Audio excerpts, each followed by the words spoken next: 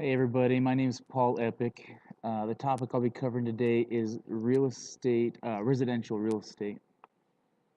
So first off, residential real estate um, is just the arm of the main topic of real estate. And real estate really involves any property comprised of land and the buildings on it, as well as natural resources. The three different categories or subcategories of real estate are residential, which involve homes, our houses, uh, land, undeveloped land, uh, um,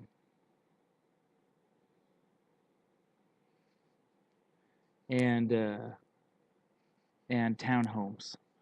Where commercial is more like giant buildings, office buildings, and things of that sort.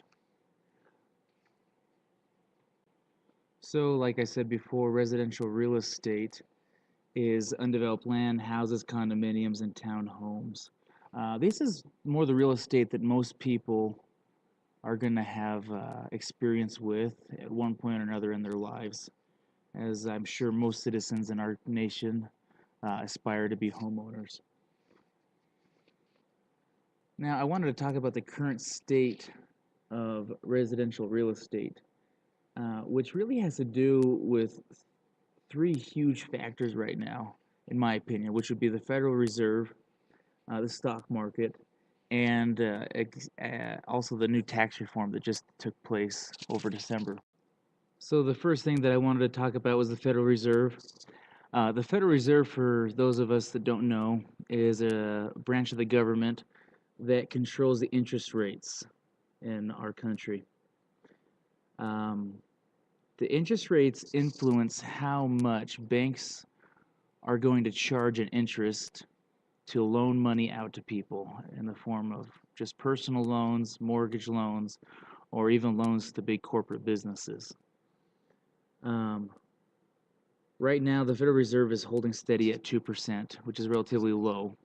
The director is Janet L. Yellen currently. She began her term in 2014, and she's sent to finish her term in February of this year. It was rumored that she was going to uh, raise the interest level, but um, luckily that hasn't happened yet. It's expected that Jerome Powell will take her place after February. Jerome Powell is President Trump's candidate as director for the Federal Reserve, and it's been rumored that he's going to hold the interest rates steady at 2%, and it's even rumored that he's going to lower them, according to different articles in the Daily Wire. This fares well for the real estate market because um, the lower the interest rate is, the lower the rates are going to be at different banks and loaning services, which means there's going to be more available funds for people looking to buy residential real estate. Um, so that's one thing to keep in mind as we discuss this topic. The next thing I wanted to talk about was the stock market, which has been breaking records all year round. Um, as of Monday, it's actually at its healthiest that it's ever been. The Dow Jones broke 26,000 for the first time in its 121-year history, which is incredible. It's believed that a lot of this is due to the different policies and actions of President Trump, which has been to encourage the economy in different ways. This affects real estate because, however, the stock market's doing really determines a lot of investors' and buyers' attitudes towards other investments and specifically real estate. So with the stock market doing so well, investor and buyer attitudes are definitely going to be high and positive, which is going to encourage them to buy more homes. The last thing to talk about of the current situation of real estate is the new tax reform. The week before Christmas, 2017, Trump signed off on a new tax bill that just slashed taxes, and everywhere from individual taxes all the way on down to corporate taxes. Example of that would be corporate taxes are actually cut from 35% down to 21%. That's quite a bit. That's 14% in all. And we're actually already seeing the fruits of this. This has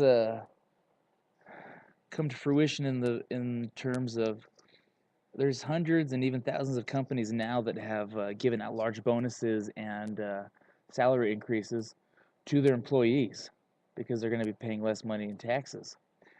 This is really good for our economy because it means there's going to be more money in individual citizens' pockets, which means it's going to fare well for real estate, because most people need a place to live and most people want to have their own home. With investors willing to loan out more money at a lower interest rate,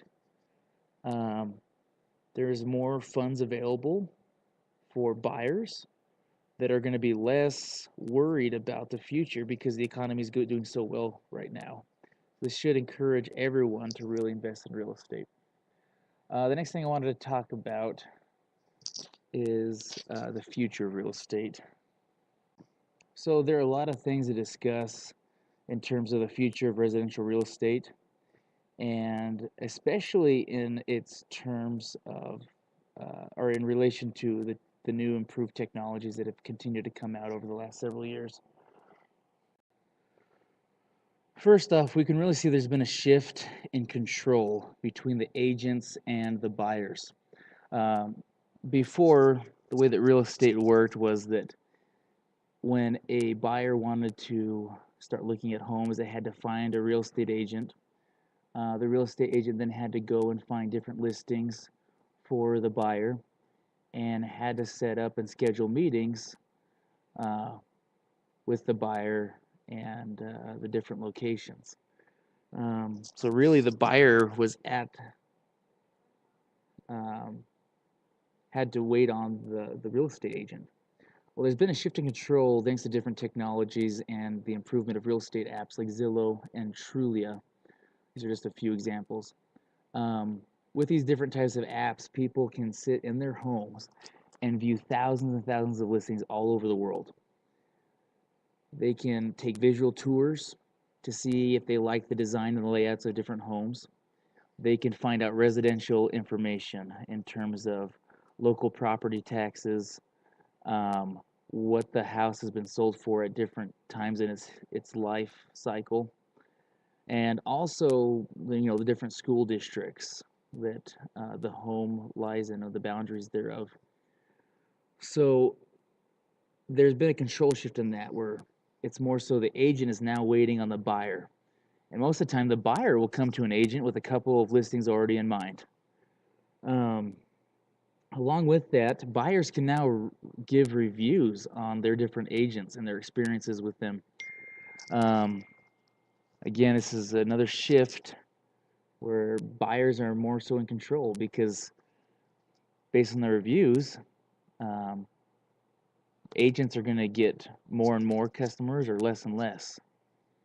That's one thing that we have to watch out for the future of real estate. The last thing I want to discuss in terms of the future of real estate, especially residential real estate, is apps like Homey that are cutting out the middleman. With apps like Homey, you don't need a real estate agent. A buyer with an account on Homey can communicate with a seller with an account on Homey, and they don't need to have a real estate agent.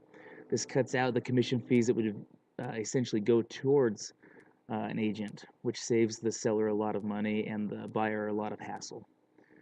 Lastly, be careful when buying, just as a side note, be careful when buying mortgages, because a lot of mortgages are now including clauses where you can't pay off your mortgage early. Usually there's a 30 to 15-year term on a mortgage, and there's interest fees associated with each year. A lot of people will get these mortgages and try to pay them off early by adding a little bit each year to their account. But banks are trying to add this clause in more and more so that they get the full 30 years of interest, and buyers can't pay it off earlier. So be careful with that. That was the one thing that I wanted to add in that I've noticed in my research. All right, bye.